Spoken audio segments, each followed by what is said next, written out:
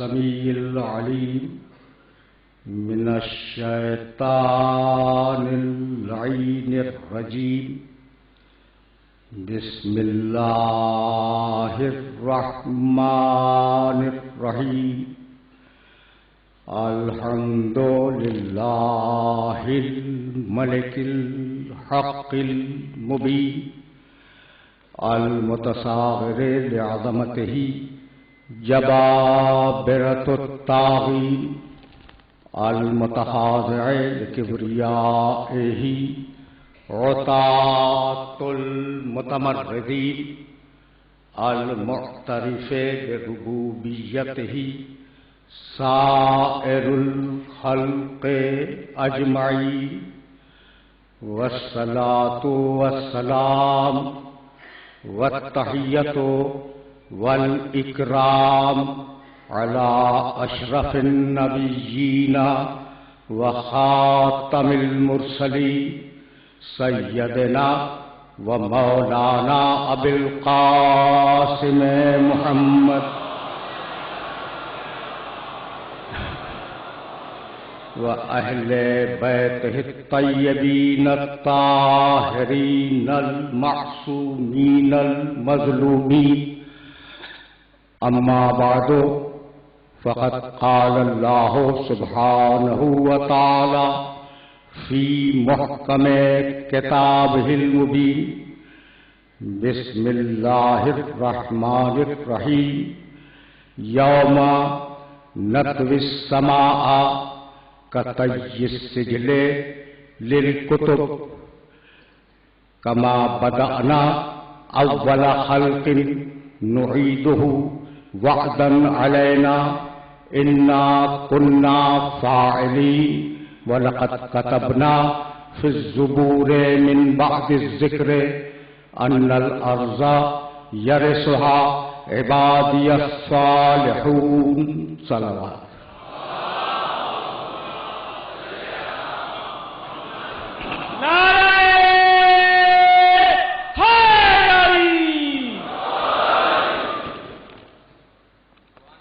عزیزان محترم، منصب نبوت اور قرآن کے عنوان سے ہم جس سلسلہ گفتگو کا آغاز کر رہے ہیں یہ اس کی پہلی گفتگو ہے۔ ہم نے سرنامہ کلام میں سورہ انبیاء کی 2 مسلسل آیتوں کی تلاوت کا شرف حاصل کیا۔ سورہ انبیاء قرآن مجید کا 21واں سورہ ہے اور وہ آیات مبارکہ جن کی تلاوت کا شرف حاصل کیا گیا ان کے نشانات 104 اور 105 ہیں۔ ان میں ارشاد فرمایا کہ یوم نطوی السماء کطی السجل للکتب، قیامت کے دن ہم آسمانوں کو اس طریقے سے لپیٹ دیں گے جیسے تحریروں کے طومار لپیٹ دیے جاتے ہیں۔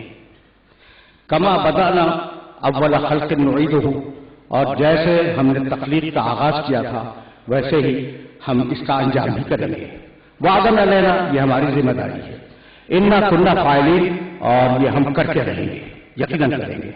ولقد کتبنا فی الزبور من بعد الذکر، اور ہم نے ذکر کے بعد یعنی توریت زبور میں یہ لکھ دیا تھا کہ ان الارض یرثها عبادی الصالحون، کہ اس زمین کے وارث ہمارے صالح بندے ہوں گے۔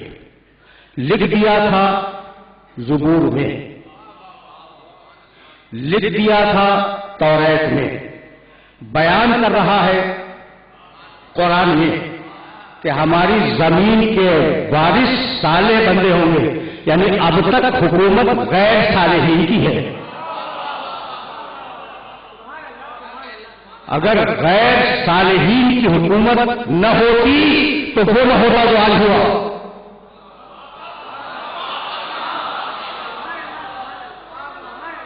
لیکن ہمیں فکر نہیں ہے۔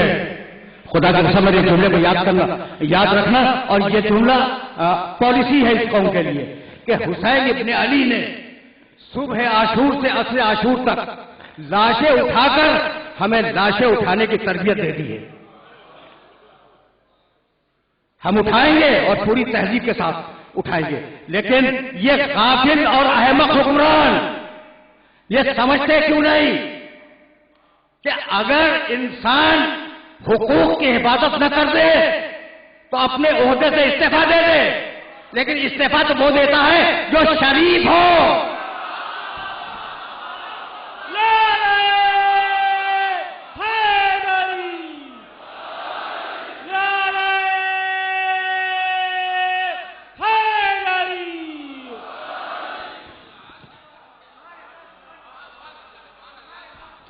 بہت توجہ رہے, بہت توجہ رہے. ہم نے اس دنیا میں ہمیشہ ظلم اور مظلومیت کی جنگ لڑی ہے. سمجھ رہے ہو نا؟ ظالم سے ہمیشہ ٹکراتے رہے. کربلا آج تک کیوں کھٹکتی ہے؟ کیوں کھٹک رہی ہے کربلا؟ اس لیے کہ جب کربلا کا ذکر ہوگا ہر ظالم کا تذکرہ ہوگا, اس پر لعنت ہوگی.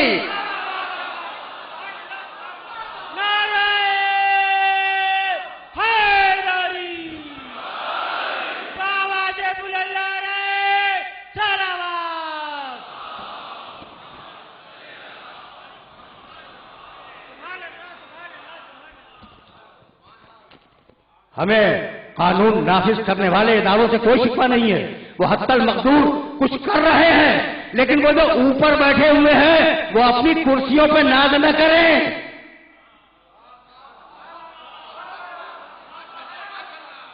اس لیے کہ اس کرسی کی, یہ جو اقتدار کی کرسی ہے نا, اس کی چولیں اتنی ڈھیلی ہیں کہ ہمیشہ اٹھا کے پھینک دیتی ہیں. اور یہ ظالم انسان, یہ فاسق انسان, یہ قاتل انسان یہ سمجھ لیں کہ ہم مظلوم ہیں, بزدل نہیں ہیں. جب مظلوم سمجھاؤ, ان جاہلوں کو سمجھاؤ, ان ظالموں کو سمجھاؤ, ان غیر انسانی حرکتیں کرنے والوں کو سمجھاؤ. اور تم ہی سمجھا سکتے ہو کہ ہم مظلوم ہیں. لیکن مظلوم ہونے کا مطلب یہ نہیں ہے کہ بزدل ہیں. مظلوم بزدل نہیں ہوتا. تو جب مظلوم بزدل نہیں ہوتا تو ظالم اپنے آپ کو بہادر نہ سمجھے. نعرہ حیدری.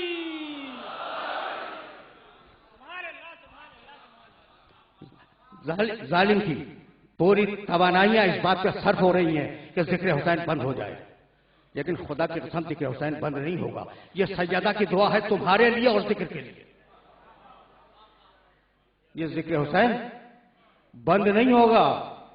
خدا کی قسم تاریخ گواہ ہے کہ ہر فرعون سے ٹکرائے, ہم ہر فرعون سے ٹکرائے, اور کسی زمانے میں بھی ہم نے ذکر حسین کو اپنے آپ سے جدا کرنے کی کوشش نہیں کی. اس لیے کہ ذکر حسین ہماری روح ہے, ذکر حسین ہمارا جسد ہے, ذکر حسین ہمارا قلب ہے. اگر کوئی ماتم پہ اعتراض کرے تو جواب دینے کی ضرورت نہیں ہے, جواب میں فقط ماتم کرو.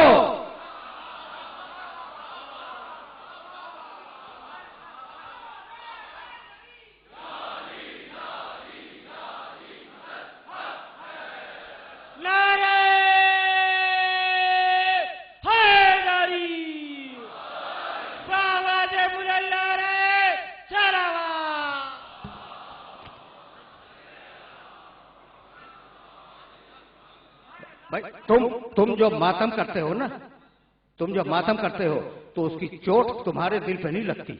اس لیے کہ تم تو محبت سے ماتم کر رہے ہو. دشمنان علی کے سینے پہ چوٹ لگتی ہے. تو اگر ماتم پہ اعتراض ہو, نوحے پہ اعتراض ہو, مجلسوں پہ اعتراض ہو, یہ مجلسیں شعار انسانیت ہیں, یہ مجلسیں تہذیب آدمیت ہیں.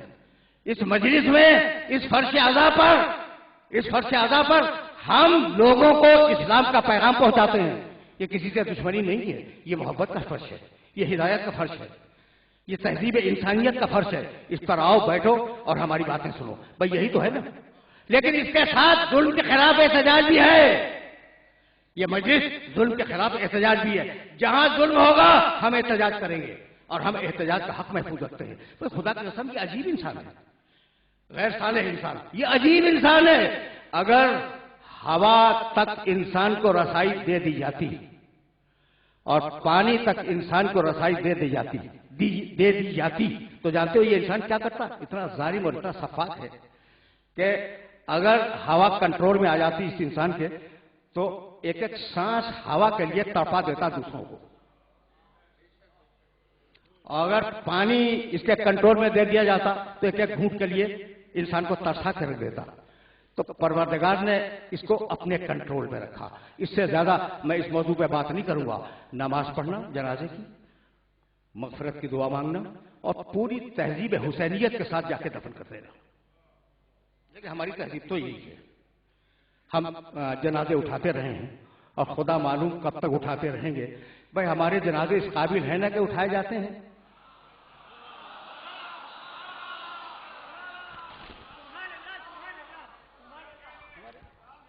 اس قابل ہیں کہ اٹھائے جاتے ہیں؟ بازاروں میں قبرستانوں میں پڑے نہیں پھرتے، ٹھیک ہے نا؟ سمجھ رہے ہو نا بات کو؟ تو پوری سنجیدگی کے ساتھ اپنے نوجوان دوستوں سے یہ استدعا کر رہا ہوں کہ پوری شرافت انسانیت کے ساتھ جنازے کو لے کے جانا، تاکہ لوگ کہیں کہ یہ آل محمد کے چاہنے والے جا رہے ہیں۔ جن کی تہذیب ایسی ہے ان کا امام کیسا ہوگا؟ تو اب ہم اپنے موضوع کی طرف واپس جانا چاہ رہے ہیں۔ سخنہائی گفتنی اور ہیں اور کسی اور موقع پہ بات کریں گے، ابھی تو بہت دن باقی ہیں، اور دیکھیں گے کہ یہ ناقص حکومت ہمارے لیے کچھ کرتی ہے یا نہیں کرتی۔ اور اس حکومت کو میری طرف سے یہ بتلا دو کہ اگر اس نے اب بھی پہلا دن گزرا ہے، اب بھی کنٹرول نہ کیا، بہت احتیاط سے جملہ کہہ رہا ہوں، تو کہیں وہ نہ ہو جائے جسے نہیں ہونا چاہیے۔ سمجھ گئے؟ ہم اپنے حق کا مطالبہ کر رہے ہیں، ہمیں کسی سے کچھ نہیں لینا، ہمیں اپنے حقوق کے مطالبے کا حق تو حاصل ہے نا کہ ہمارے حقوق ہیں اسے دے دیے جائیں۔ تو اب اس حکومت کو بتلا دو کہ حق مانگنا لاقانونیت نہیں ہے، حق نہ دینا لاقانونیت ہے۔ اسے یاد رکھنا۔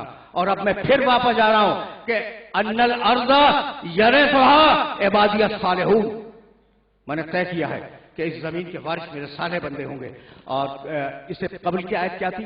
یوم نطوی السماء کطی السجل، تمہیدی تقریر ہے، پالیسی میکنگ تقریر ہے، اسے ذہن کے اندر محفوظ رکھ لینا۔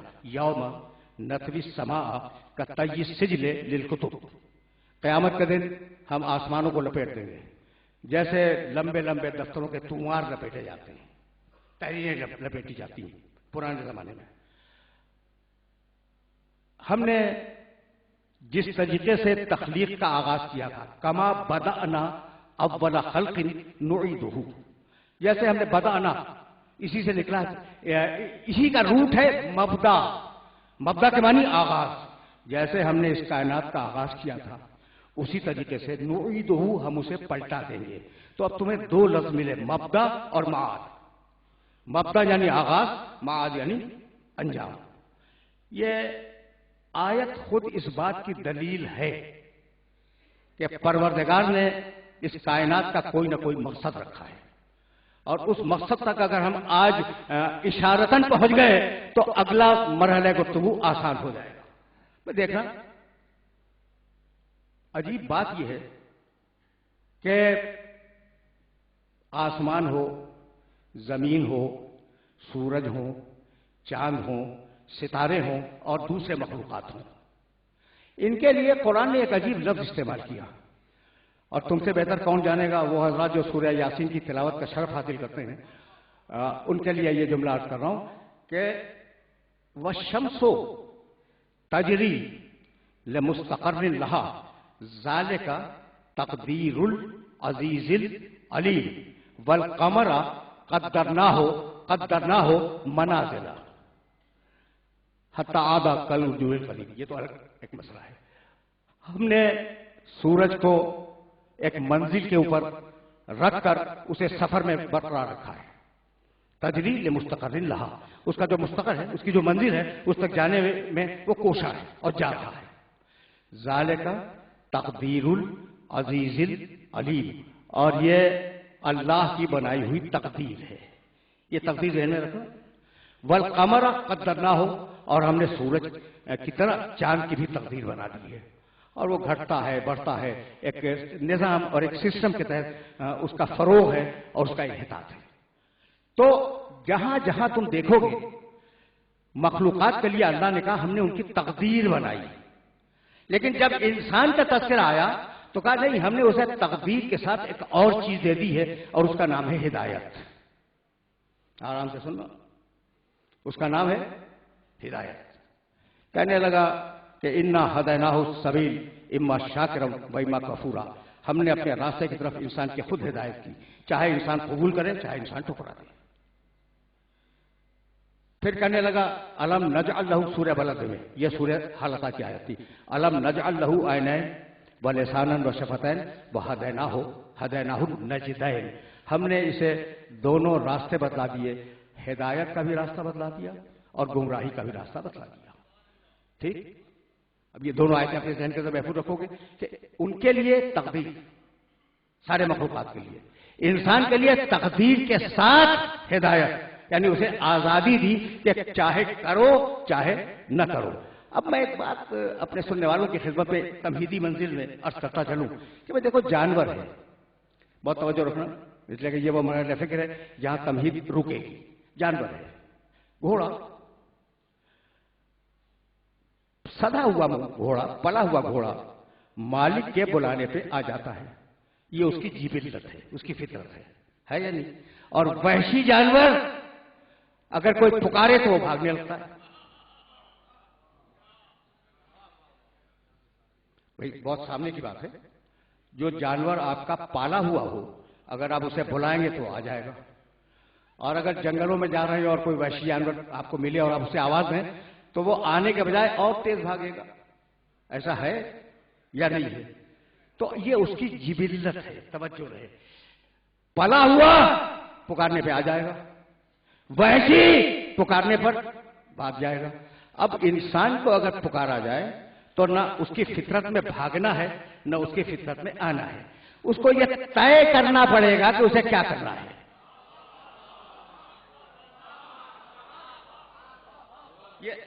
یہ بات واضح ہوئی میرے سننے والوں پر، اسے طے کرنا ہوگا کہ کیا کرنا ہے۔ بھئی اگر عام انسان پکار رہا ہے تو کیا کرنا ہے، اور اگر نبی پکار رہا ہے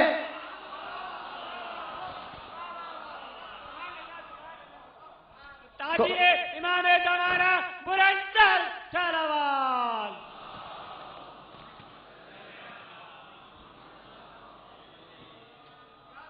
ٹھیک ہے نا، یہ انسان اور حیوان کا فرق آپ کی خدمت میں کر رہا تھا۔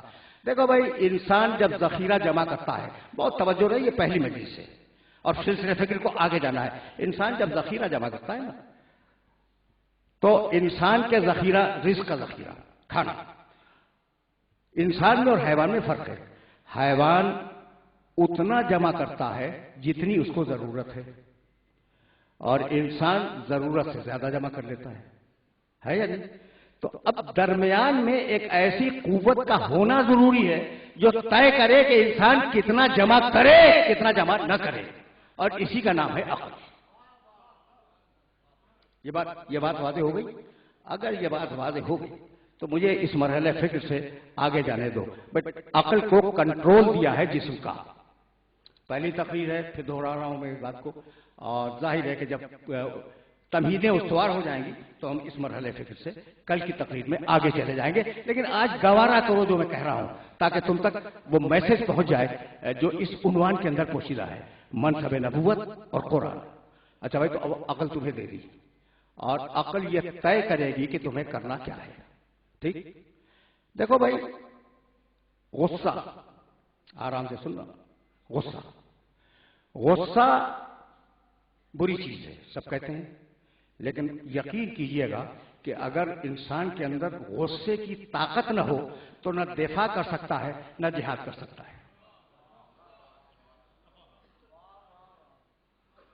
یہ سوچنا کہ میں نے کیا کہا، یعنی ایک ایک جملے میں پورے مضامین ہیں۔ انسان میں اگر غصے کی قوت نہ ہو تو آپ کیا جہاد کریں گے؟ آپ کیا اپنی ذات کا یا اپنے گھر کا، اپنے گھرانے کا دفاع کریں گے؟ تو غصہ ضروری ہے۔ فرق یہ ہے کہ کہاں غصہ کرنا ہے اور کہاں نہیں کرنا ہے، اور کتنا کرنا ہے کتنا نہیں کرنا ہے۔ میں بہت آسانی کے ساتھ قریب ہو رہا ہوں، میں منصب نبوت اور قرآن بہت توجہ رکھ رہا ہوں. اچھا بھائی، تو عقل تو ہے، عقل ہے تو اب یہ طے کرو کہ غصے کو کہاں کنٹرول کرنا ہے اور غصے کو کتنا کنٹرول کرنا ہے. اب تم طے کرو. سن کے حیران ہو جاؤ گے. بھائی عقل تو دے دی ہے نا، غصہ بھی دے دیا ہے. غصہ دیا ہے تو اب غصے کو کنٹرول کرنا ہے. اور جب غصے کو کنٹرول کرنے جاؤ گے تو تمہیں یہ طے کرنا ہوگا کہ کس پر کرنا ہے غصہ، کس پر نہیں کرنا ہے، اور کتنا کرنا ہے کتنا نہیں کرنا ہے. لیکن یہ عقل تمہاری کر نہیں سکتی، کسی کہ عقل تو خود غصے کے زیر اثر ہے. میرے سننے والوں تک یہ میسج پہنچا کہ تمہاری عقل کچھ نہیں کر سکتی. اس لیے نہیں کر سکتی کہ غصے نے اس عقل کو بھی کنٹرول میں لیا ہوا ہے. تو اب ایک تیسری طاقت کی ضرورت ہے جو اس عقل کو کنٹرول کر سکے. اسی طاقت کے لیے پروردگار نے کہا هو الذی بعث فی الامیین رسولا منہم. اب نبوت کا رول اور نبوت کا کردار سمجھ میں آ رہا ہے. هو الذی، بھائی کہہ کے دنیا والے گزر گئے کہ بھائی ہمارے پاس عقل ہے اور ہم عقل سے کام کر لیں گے. لیکن عجیب بات یہ ہے کہ اگر کسی چیز کی تمہیں خواہش ہو رہی ہے تو عقل تمہارے کنٹرول میں آ جاتی ہے. عقل چپ ہو کے بیٹھ جاتی ہے اور تم خواہش کے زیر اثر اس کام کو کر لیتے ہو جبکہ وہ عقل کے خلاف ہے. تو عقل کنٹرول میں آ جاتی ہے. تو اب کوئی تو ہو جو اس عقل کو کنٹرول کرے. کہا کہ بھائی جاؤ میرے محمد کے پاس، اس لیے کہ وہ تمہارے نفسوں کا تزکیہ کرے گا. هو الذی بعث فی الامیین رسولا منہم یتلو علیہم آیاتہ ویزکیہم ویعلمہم الکتاب والحکمہ. وہ تمہیں 3 کاموں کے لیے تمہارے پاس بھیجا. تمہیں تعلیم کتاب دے گا، تمہیں تعلیم حکمت دے گا، تمہارے نفسوں کا تزکیہ کرے گا، تمہارے سامنے آیات کی تلاوت کرے گا. بھائی بہت توجہ رکھنا، اس لیے کہ اس مرحلے فکر پر ایک جملہ کہے بغیر میں رک نہیں سکتا. میرے نبی کے کل 3 کام تلاوت آیات، تزکیہ نفس، تعلیم کتاب و حکمت. کوئی چوتھا کام ہے تو بتا دو. سورہ جمعہ کی آیت ہے اور سورہ جمعہ تو ہر جمعے کو پڑھا جاتا ہے، ٹھیک ہے نا. تو اب اس میں تو 3 ہی کام لکھے ہیں کہ نبی کو 3 کاموں کے لیے بھیجا. یا آیات کی تلاوت کرے گا، یا نفسوں کا تزکیہ کرے گا، یا تعلیم دے گا. تو تلاوت، تزکیہ، تعلیم، یہی ہے نا. چوتھا تو کوئی کام نہیں ہے نبی کا. اب مجھے کہنے دو، اور اگر میں کہہ سکا اپنے اس بات کو تو پھر اس مرحلے فکر سے میں آگے چلا جاؤں گا. بھائی نبی جو کام کرے یا تلاوت ہے، یا تزکیہ ہے، یا تعلیم ہے. اب اگر نبی بیٹی کو دیکھ کے کھڑا ہو جائے تو یا تلاوت ہے، یا تزکیہ ہے، یا تعلیم ہے. اگر داماد کے فضائل بیان کرے یا تلاوت ہے، یا تزکیہ ہے، یا تعلیم ہے. اگر نوازوں کے لیے ناکہ بن جائے، کیا خیال ہے آپ کا؟ یا تلاوت ہے، یا تزکیہ ہے، یا تعلیم ہے. تو هو الذی بعث فی الامیین رسولا منہم یتلو علیہم آیاتہ ویزکیہم ویعلمہم الکتاب والحکمہ وان کانوا من قبل لفی ضلال مبین. آج سے 7 سال پہلے میں نے اس ممبر سے ایک جملہ کہا تھا کہ تمہارا کام یہ ہے کہ وہ تلاوت کرے، تم تلاوت سنو. بھائی ایسا نہیں ہے. تمہارا کام یہ ہے کہ وہ تزکیہ کرے، تم تزکیہ کرواؤ. تمہارا کام یہ ہے کہ وہ تمہیں تعلیم دے اور تم تعلیم لو. تو وہ تلاوت کرنے والا، تم تلاوت سننے والے. وہ تزکیہ کرنے والا، تم تزکیہ کروانے والے. وہ تعلیم دینے والا، تم تعلیم لینے والے. کتنی صاف آیت ہے. تو کیا ابھی سمجھ میں نہیں آتا؟ بھائی وہ تلاوت کرنے والا، تم تلاوت سننے والے. وہ تزکیہ کرنے والا، تم تزکیہ کروانے والے. وہ تعلیم دینے والا، تم تعلیم لینے والے. نہ وہ تم جیسا، نہ تم مجھ جیسے. نعرہ حیدری، باواد بلند نعرہ سلوات.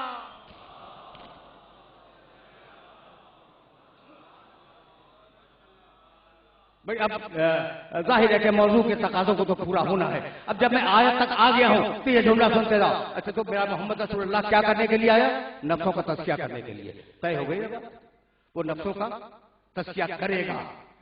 تو جو نفسوں کے تزکیے کے لیے آیا وہ یہ طے کر کے آیا ہے کہ نفس خراب ہیں انہیں پاک کروں گا. بھائی ایسا ہے یا نہیں؟ نفس خراب ہیں انہیں پاک کروں گا. تو خود اس کے نفس کے مطابق آپ کا فتویٰ کیا ہے؟ بھائی یہی تو لانا تھا. اب بہت سنجیدہ سطح فکر سے ذرا نیچے اتر رہا ہوں میں. بھائی یہی تو لانا تھا. جو نفسوں کو پاک بنانے کے لیے آئے خود اس کا نفس کتنا پاک ہوگا؟ تو ساری دنیا کو اللہ نے ایک نفس دیا. میرے پاس ایک نفس ہے, تمہارے پاس ایک نفس ہے, یہ جتنے بیٹھے ہیں سب کے پاس ایک نفس ہے. دو تو نہیں ہے نا, چار تو نہیں ہے. لیکن نبی اکیلا ہے جسے دو نفس دیے. ایک جسم کے اندر دیا, دوسرا جسم کے باہر دیا. جو جسم کے اندر دیا اس کا نام ہے نبوت, جسے جسم کے باہر دیا اس کا نام ہے علی.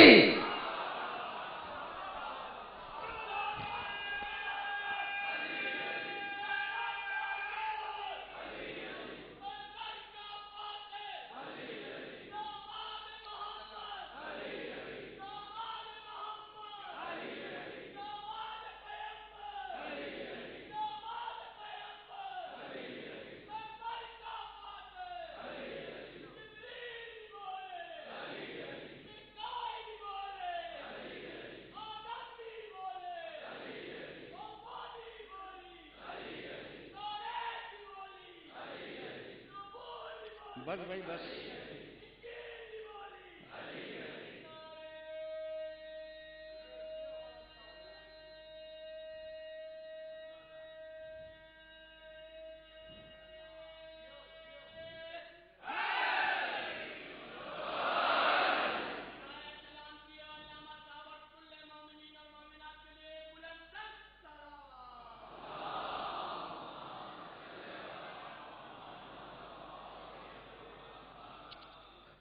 درمیان میں جملہ آ گیا تو اسے تمہیں ہدیہ کرتا ہوا پھر آگے جاؤں. اب نفس تک تو بات آ گئی نا کہ سب کے پاس ایک نفس, میرے نبی کے پاس دو نفس, لیکن خود علی بھی تو صاحب نفس ہے نا.